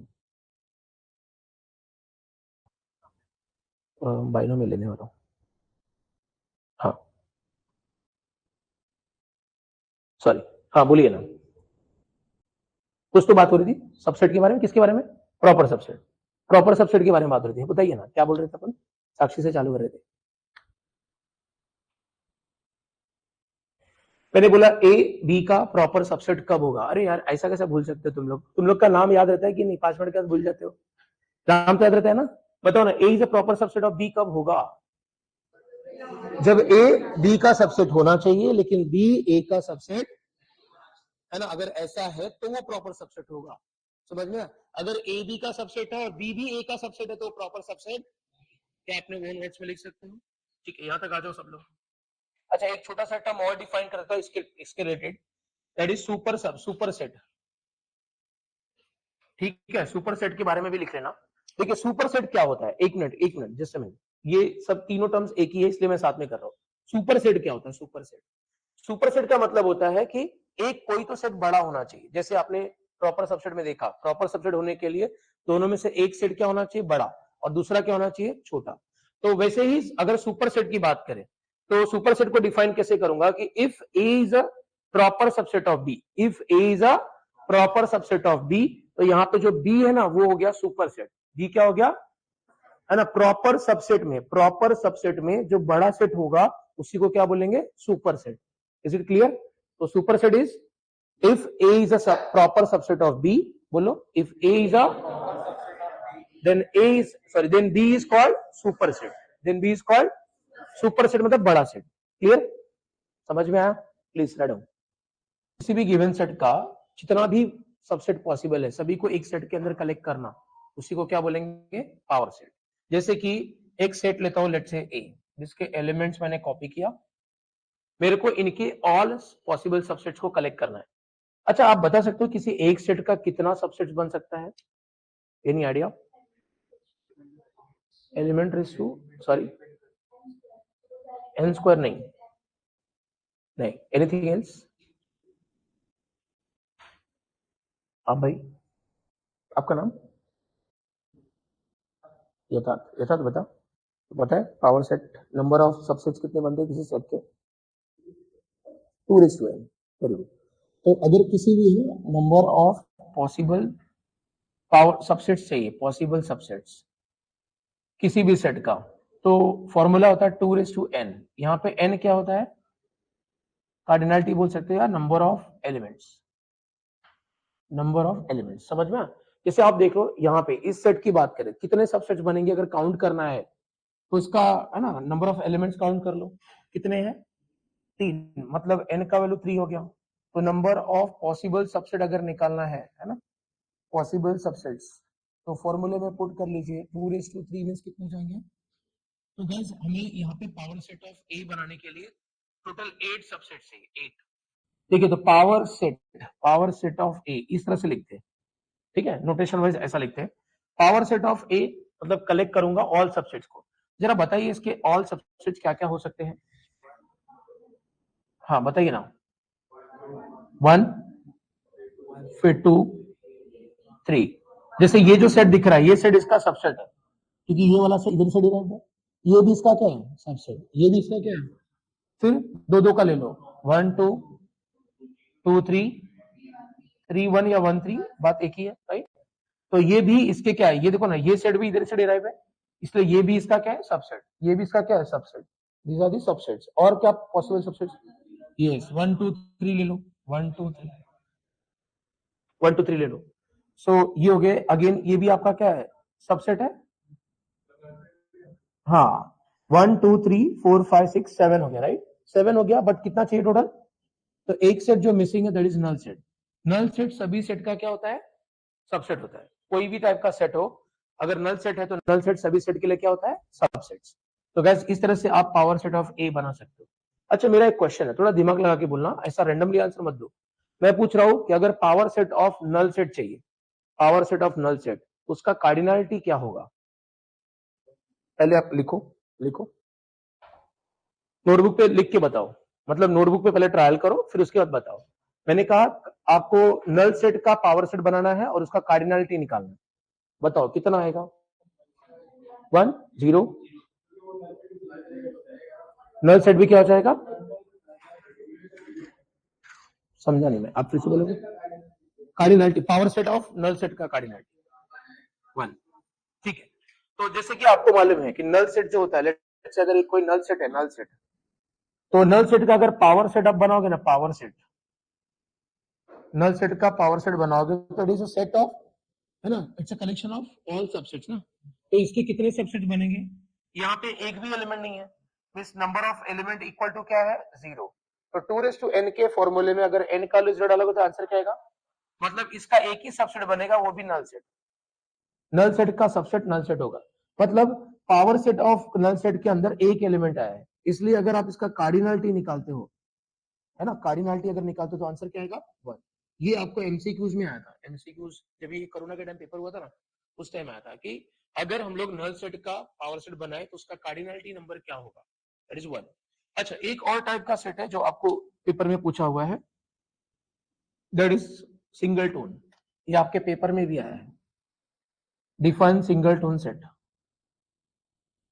अब सिंगल टोन सेट क्या होता है, एनी आइडिया? हाँ, a set with single element आप बोल सकते हो, a set with single element, right. जैसे एक सेट ले लो जिसके अंदर एक ही एलिमेंट है ना, तो आप बोल सकते हो कि जिसका कार्डिनलिटी 1 होता है, जिस भी सेट का कार्डिनलिटी 1 होता है, उस सेट को हम क्या बोलते हैं? Single tone set. क्या बोलते हैं? So please write down. So all type के सेट्स मैंने डिस्क्राइब कर दिया है, मल्टी सेट वगैरह एक बाकी है जो आप बोल सकते हो, ये भी बहुत पूछा जाता है, मल्टी सेट। और इसी के ऊपर एक डेफिनेशन है, मल्टीप्लिसिटी। चलिए इसको भी कंप्लीट कर लेते हैं। Multi set, any idea? देखिए जब इस सेट डिराइव हुआ था ना, सेट को जब पहली बार खोजा गया था, तो सेट का डेफिनेशन ओरिजिनली क्या था, अगर आप देखो तो मैंने बताया, फर्स्ट टाइम बताया, चेक करो क्या लिखा है आपने, कलेक्शन ऑफ सिमिलर और डिसिमिलर एलिमेंट, बट एग्जैक्टली एक ही बार, है ना, हर एलिमेंट को आप एक ही बार काउंट कर सकते हो, मतलब एक ही बार उस सेट के अंदर लिख सकते हो, राइट? एम आई राइट? यही बोला था ना, कलेक्शन ऑफ सिमिलर और dissimilar element but exactly once. अब ये जो डेफिनेशन है ना, इसने थोड़ा सेट को अलग वे से रिप्रेजेंट किया, मतलब किसी भी सेट के अंदर एक एलिमेंट को एक बार ही एंटर कर सकते हो। अब यहाँ पे एक प्रॉब्लम आ गया, प्रॉब्लम क्या, सुनो। उस टाइम प्रॉब्लम ये आया कि सपोज कोई क्लासरूम, लेट्स से अभी के क्लासरूम पकड़ लो, इसमें अगर मेरे पास 15 या 20 लोग हैं, सपोज कितने जितने लोग भी हो, 30 लोग हैं, 25-30 लोग हैं, इनका मैंने यूनिट टेस्ट लिया, सपोज मैंने 20 मार्क्स का यूनिट टेस्ट लिया, ठीक है। अब इस यूनिट टेस्ट में हो सकता है कि कुछ लोगों को सेम नंबर मिला हो, जैसे कुछ लोगों को 15 मिला, 15 15 15, ऐसे 4-5 लोगों को 15 मिला, कुछ लोगों को मिला 14 14 14 14, कुछ लोगों को 10, कुछ 12, कुछ 11, कुछ 9, कुछ फेल भी हो गए, इस तरह के नंबर्स मिले। अब मुझे अगर दिखाना है कि भाई क्लासरूम में कितने कितने मार्क्स लोगों को मिले हैं, कितने कितने मार्क्स मिले हैं, तो मैं बोल सकता हूँ कि भाई कुछ लोगों को 0 मिला, कुछ को 9 मिला, 11 मिला, 12 मिला, 14 मिला, 15, मतलब these are the marks which are student has got, है ना, इस एग्जाम में सबको मिला है। लेकिन अगर किसी ने पूछा मेरे से, ये सेट देख के मेरे से किसी ने पूछा कि बताइए कि 14 मार्क्स कितने लोगों को मिला है, तो क्या मैं इस सेट को देख के बता सकता हूँ? नहीं बता सकता, बिकॉज इस सेट में 14 भी एक ही बार है, 15 भी एक ही बार है, 11 12 या 0 भी एक ही बार है, मतलब हम यहाँ पे नहीं बता सकते कि कौन सा मार्क्स रिपीट हुआ है, मतलब कौन सा ऐसा मार्क्स है जो मल्टीपल लोगों को मिला है, समझ में आया? या मैं ऐसा पूछूं कि 15 मार्क्स कितने लोगों को मिला है, मैं इस सेट को देख के डिफाइन नहीं कर सकता। तो इसी चीज को काउंटर अटैक करने के लिए लोगों ने एक सेट बनाया, that is a multi set. Multi set एक पहला ऐसा सेट है जिसमें किसी भी एलिमेंट को मल्टीपल टाइम आप लिख सकते हो। जैसे ये जो आपको नंबर्स मिले हैं, अगर मैं इसी को इस तरह से लिखो 15 15 15 15 देन 14 14 14, मतलब मैं सेम एलिमेंट को मल्टीपल टाइम लिख सकता हूं। यस, इस सेट को मैं देख के बता सकता हूँ कि 15 कितने लोगों को मिला होगा या 14 कितने लोगों को मिला होगा। समझ में आया? तो multi set is a set where elements can be written multiple times. समझा? मतलब यहाँ पे वो रिस्ट्रिक्शन अवॉइड हो जाता है। मल्टी सेट क्यों बनाया गया, समझा? Is it clear? क्यों बनाया गया भाई? क्या नाम है उसका, भूल गया मैं। कौशिक। कौशिक बताइए सर, आप भी बता सकते हो। सेकंड लास्ट बेंच स्पेक्स वाले, हाँ। मल्टी सेट कब क्यों बनाया गया भाई? क्या रीजन था मल्टी सेट बनाने का? मल्टी सेट का ओरिजिनल डेफिनेशन क्या था? मल्टी सेट का ओरिजिनल नीड क्या था? नीड सेट में किसी एलिमेंट को एक ही बार लिख सकते हैं। सेट में किसी एलिमेंट को एक ही बार लिख सकते हैं। तो इससे हम ये नहीं बता सकते कि वो जो एक एलिमेंट कितनी बार रिपीट हुआ होगा। समझ में आया? कितनी बार रिपीट हुआ होगा ये हम सेट को देख के नहीं। जैसे ये सेट देख लो, अभी जो ये मार्क्स मिले हैं, इन मार्क्स को अगर मुझे सेट के अंदर लिखना हो, प्रॉपर सेट के अंदर लिखना हो, तो 15 भले ही 4 लोगों को मिला लेकिन मैं एक ही बार लिखूंगा। 14 भले ही 4 लोगों को मिला लेकिन मैं एक ही बार लिखूंगा। तो इससे ये क्लियर नहीं हो रहा, इस सेट को देख के ये क्लियर नहीं हो रहा कि 14 4 लोगों को मिला है, 15 4 लोगों को मिला है। मतलब एक मार्क्स कितने लोगों को रिपीट हुआ ये हम नहीं बता सकते। समझ में आया? तो अब ये चीज अगर रिप्रेजेंट करना है यूजिंग सेट, तो उसी को हम रिप्रेजेंट करने के लिए क्या लाए? Multi set. मतलब multi set is a set where any elements can be written multiple times. मतलब जैसे ये सेट देख लो, this is a multi set, है ना? क्योंकि यहाँ पे एक ही एलिमेंट को मल्टीपल टाइम लिखा है। अब अगर मैं पूछूं कि 15 कितनी बार रिपीट हुआ है, yes you can count and tell me कि हमें 4 बार रिपीट हुआ है। Yes sir. तो इसी तरीके से ये मल्टी सेट हुआ। अब मल्टीप्लिसिटी क्या होता है? देखिए, हर एक एलिमेंट मल्टी सेट के अंदर हर एक एलिमेंट का जो काउंट है ना, जो नंबर ऑफ प्रेजेंस है ना, उसी को बोलते हैं मल्टीप्लिसिटी। जैसे मैं पूछूं कि मल्टीप्लिसिटी ऑफ 15 क्या है, तो आप इस सेट को देखोगे, इसमें 15 कितनी बार रिपीट हुआ है, दैट इज अ मल्टीप्लिसिटी। समझ में आया? जैसे 15 कितनी बार रिपीट हुआ है? 4 बार। तो मल्टीप्लिसिटी ऑफ 15 पूछा जाए तो कितना बोलोगे? 4। मल्टीप्लिसिटी ऑफ 14 पूछा जाए तो कितना बोलोगे? 3। समझ में आया? कोई एलिमेंट कितनी बार रिपीट हुआ, that is a multiplicity. Is it clear? Please write down. तो ये सारे सेट्स मैंने हाईलाइट कर दिए। स्टिल अगर कोई मिस हुआ रहेगा तो आप बताइए, मैं उसको डिफाइन कर देता हूं। मेरे हिसाब से मैंने सारे कर दिए। बोलिए, तेजस कुछ पूछना है?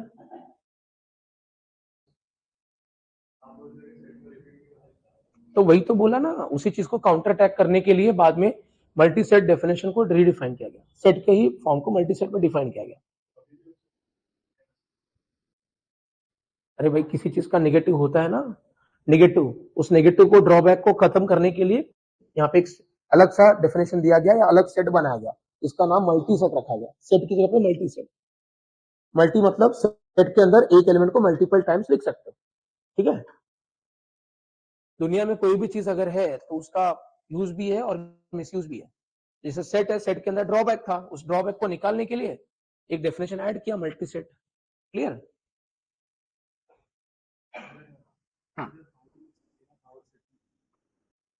नल की जगह हाँ 5 भी लिख सकते हैं। ये नल सेट लिखो, 5 सेट लिखो, बात एक ही है। 5 मतलब आई होप सभी को समझा। 0 लिखने का ऊपर से cut, right? 5 operations on set. और इसके ऊपर 2 एग्जांपल लेंगे, एक मैं करूंगा, एक आप स्टॉप करेंगे, खत्म। आज का सेशन वाइंड अप। कितना करोगे यार आज के? आज पढ़ाई करके किधर जाओगे? नहीं लग रहा? ठीक है, आप थोड़ा ज्यादा ही स्टडी कर रहे हो यार, टॉपर तो नहीं बनने वाले हो ना। चलो ठीक है। ऑपरेशन पहला मैं बातचीत कर रहा हूँ, कॉम्प्लीमेंट। सब लोग यहाँ पे देखो, लिखने के लिए टाइम देने वाला हूँ। Complement operation. अब जैसे सपोज एक यूनिवर्सल सेट में लिख रहा हूँ, 1 2 3 4 5 टिल 10 तक लिख रहा हूँ। एक मैंने सेट लिया है ए, जिसमें है 2 5 7 9 और 8 भी है सपोज। अब मुझे बोल रहा है कि ए का कॉम्प्लीमेंट निकालो, तो ए रेस टू सी लिखो या ए डैश, बात एक ही है। मतलब ये आप ऐसे भी लिख सकते हो। ठीक है? इसको क्या बोलते हैं? ए का कॉम्प्लीमेंट। तो ए का कॉम्प्लीमेंट मतलब ए के सारे एलिमेंट्स यूनिवर्सल सेट में से निकालो।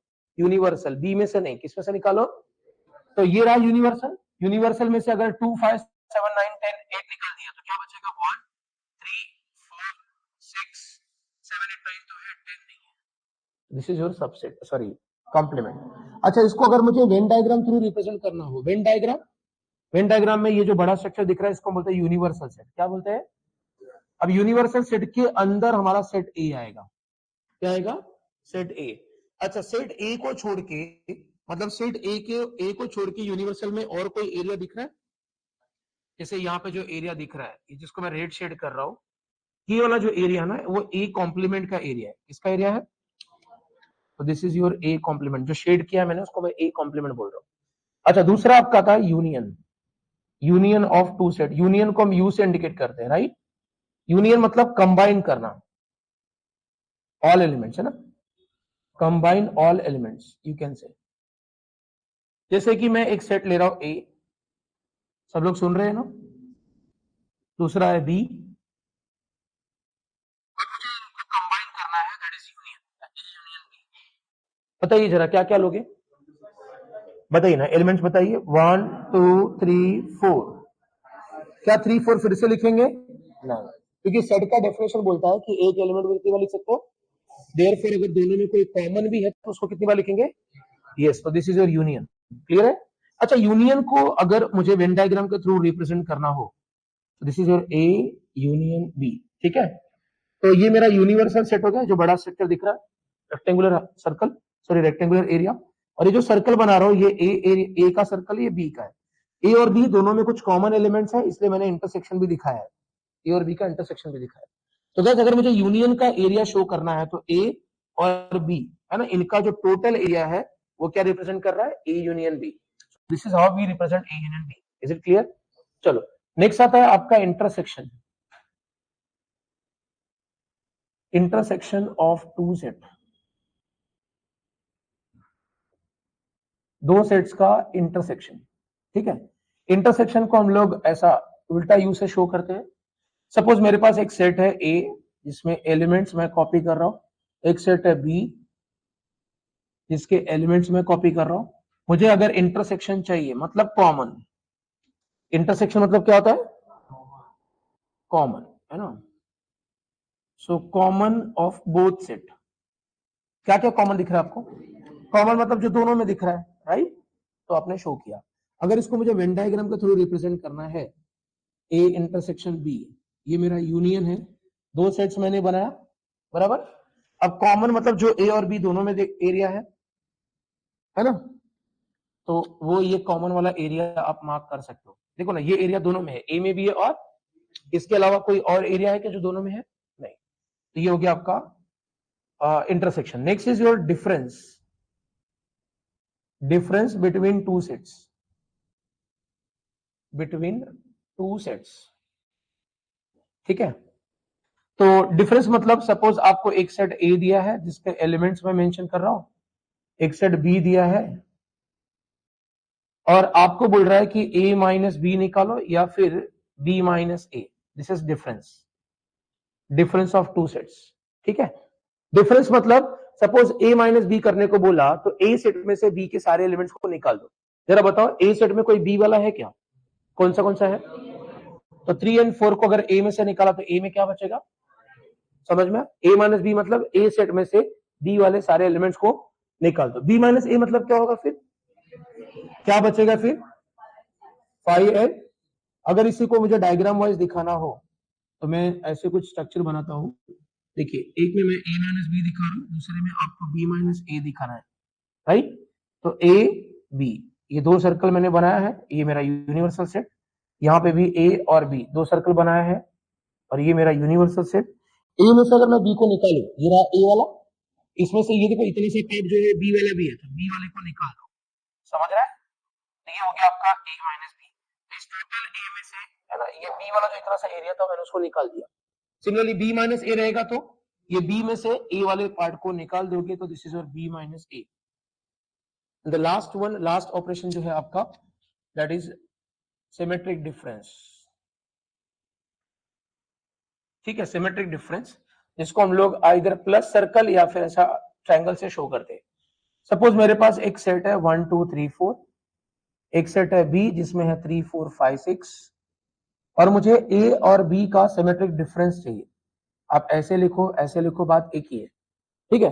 सिमेट्रिक डिफरेंस का मतलब होता है दोनों में से कॉमन एलिमेंट्स को निकाल के जो दोनों के रिमेनिंग एलिमेंट्स है वो कॉपी करो। बताओ ए और बी में कॉमन कौन है, कॉमन अगर उनको निकाला तो ए और बी में कौन कौन बचेगा, 1 2 5 6। This is your symmetric difference. अच्छा, सिमेट्रिक डिफरेंस को अगर मुझे वेन डायग्राम के थ्रू रिप्रेजेंट करना है तो ए का सिमेट्रिक डिफरेंस विद बी, ये रहा ए सेट, ये रहा बी सेट। सिमेट्रिक डिफरेंस मतलब ए का एरिया अगर निकाल दो, है ना, और सॉरी ए और बी का ये जो कॉमन एरिया ये निकालो तो जो रिमेनिंग पोर्शन बच रहा है ए का और ये बी का, है ना, ये जो ए और बी का जो रिमेनिंग एरिया बच रहा है, कॉमन को मैंने निकाल दिया, देखो कॉमन वाला पार्ट नहीं है, समझ में आ रहा है। तो ये जो डायग्राम दिख रहा है दिस इज सिमेट्री डिफरेंस। तो आपको वेन डायग्राम के ऊपर कुछ एग्जांपल सॉल्व करने को आते हैं। कभी कभी एग्जाम में ऐसे लिखा होता है कि प्रूव दैट, एक लॉजिकल स्टेटमेंट दिया रहेगा जिसमें ये सारे ऑपरेशन रहेंगे, आइदर यूनियन रहेगा, इंटरसेक्शन रहेगा, सिमेट्री डिफरेंस रहेगा, उसको बस बोला रहेगा प्रूव दैट। तो it is up to you कि आप उसको यूजिंग लॉ प्रूव करते हो या यूजिंग वेन डायग्राम।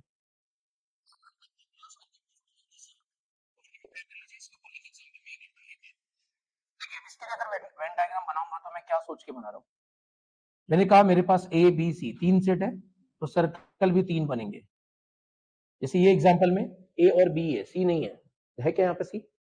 देख लो ना, लेफ्ट साइड राइट साइड सिर्फ दो ही सेट की बात हो रही है, एक ए दूसरा, तो यहाँ पे सर्कल, ये जो मेन यूनिवर्सल सेट है उसके अंदर सिर्फ दो ही सर्कल बनेंगे, यहाँ पे तीन था तो तीन बना है। अच्छा, सबसे पहले मैं इस ब्रैकेट को कैलकुलेट करने जाऊंगा, ए माइनस बी। क्या होता है ए माइनस बी का मीनिंग? मैं ए में से बी वाले को क्या करोगे, निकाल दोगे। तो ये रहा ए वाला पूरा, है ना, चाहिए तो मैं ये रेड डॉट करता हूँ, दिस इज योर ए वाला, राइट। इसमें अगर कोई बी वाला होगा तो उसको निकालना पड़ेगा। अब बी वाले को मैं ब्लू डॉट कर देता हूँ, चलो ब्लू डॉट, ये है मेरे ब्लू वाले, राइट, ये मेरा बी है, बी, ये जो ब्लू डॉट है वो बी है। मतलब मुझे ए में से अगर बी को निकालना है, इट मींस रेड डॉट वाले में अगर कोई ब्लू डॉट वाला है तो उसको स्किप करना है। तो जरा चेक करो, इस रेड डॉट वाले में कहीं ब्लू डॉट वाला है? यस, इसमें है। इसको स्किप किया तो ये जो पार्ट रिमेनिंग बचा है, ये जो रिमेनिंग पार्ट बचा है, दिस इज और ए माइनस बी। क्या ये समझ में है? मैंने कहा ये जो रेड डॉट थे वो ए सेट था, ए डॉट, रेड डॉट वाला क्या था, है ना, ये जो रेड डॉट था रेड, वो मेरा ए था, और ये जो बी है इसको मैंने ब्लू डॉट से किया था ब्लू, तो रेड में से ब्लू वाले को निकालना था। तो इस रेड वाले रीजन में जहां पे भी ब्लू वाला डॉट है उसको मैंने रिमूव कर दिया, बाकी के रीजन को मैंने शेड किया, this is my A minus B. Clear है? अच्छा, आगे बात करते हैं। अब मुझे चाहिए माइनस सी, है ना, इसमें से माइनस सी करना है। ठीक है, तो फिर मैं वापस स्ट्रक्चर बनाऊंगा, मतलब ये जो मिला है ए माइनस बी, इसमें से माइनस सी करना है। ठीक है, तो फिर से तीन सेट की बातचीत हो रही है, तो सर्कल तो तीन बनेगा, ए बी सी यूनिवर्सल। अब ये जो एरिया मिला है ना, ये जो एरिया मिला ए माइनस बी, इसको मैं रेड डॉट से शो कर रहा हूँ, रेड डॉट से, और इसको मैं ब्लू डॉट से शो करूंगा, चलेगा? तो चलिए, ये एरिया, इसका एरिया कहाँ मिला भाई, ये वाला एरिया है, तो इस एरिया को देखो मैं रेड डॉट से शो कर रहा हूँ। ये जो एरिया मुझे मिला है ए माइनस बी का, यही एरिया था ना, इस एरिया को मैंने रेड डॉट से शो किया है। अब ये ब्लू डॉट वाला भी दिखाना पड़ेगा, ब्लू डॉट, ब्लू डॉट किसके लिए, सी वाले के लिए। तो इस सी वाले में ब्लू डॉट दिखाओ, ये जो सी रीजन है, ये जो सी वाला है पूरा, इस सी के रीजन में मैं ब्लू डॉट दिखा रहा हूँ, समझ में आ रहा है? तो अब मुझे इस रेड डॉट में से सी डॉट वाला निकालना है। रेड डॉट में से किसको निकालना है, सी डॉट, मतलब सॉरी ये ब्लू डॉट को निकालना है।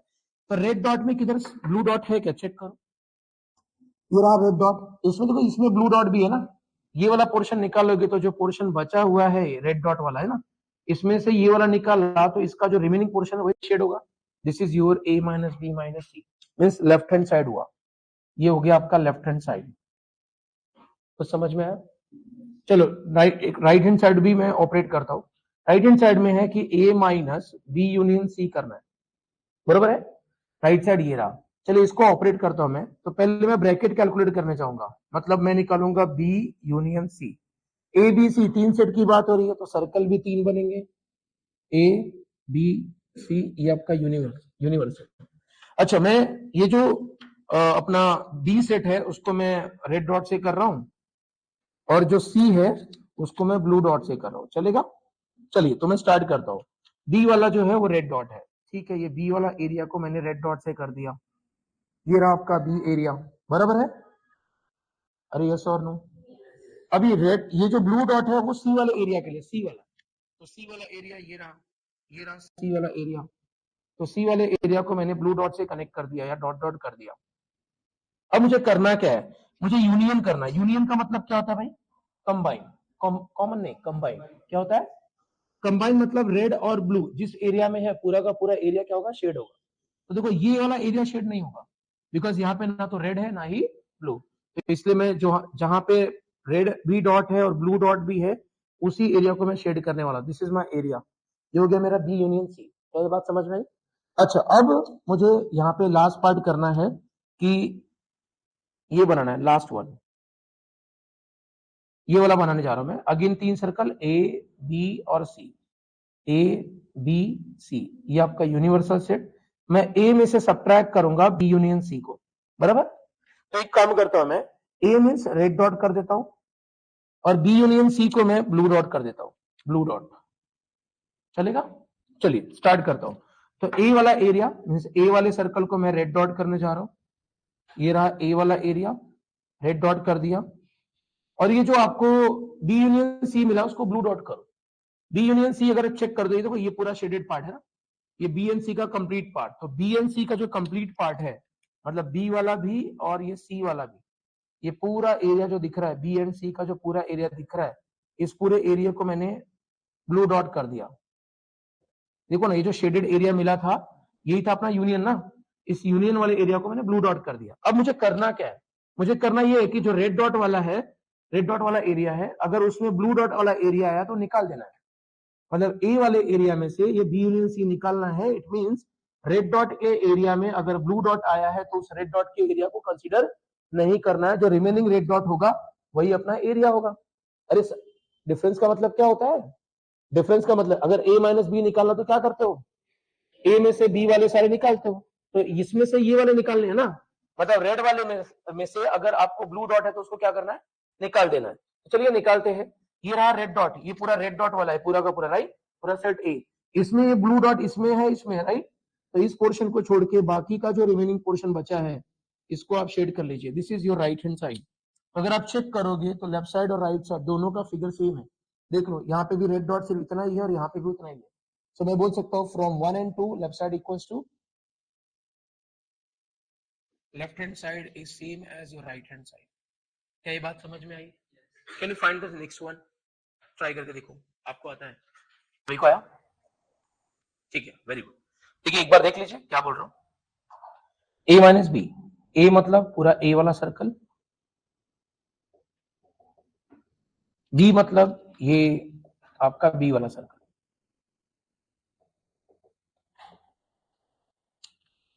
तो ए माइनस बी करना है, मतलब रेड वाले में से ब्लू वाला निकालना है, राइट।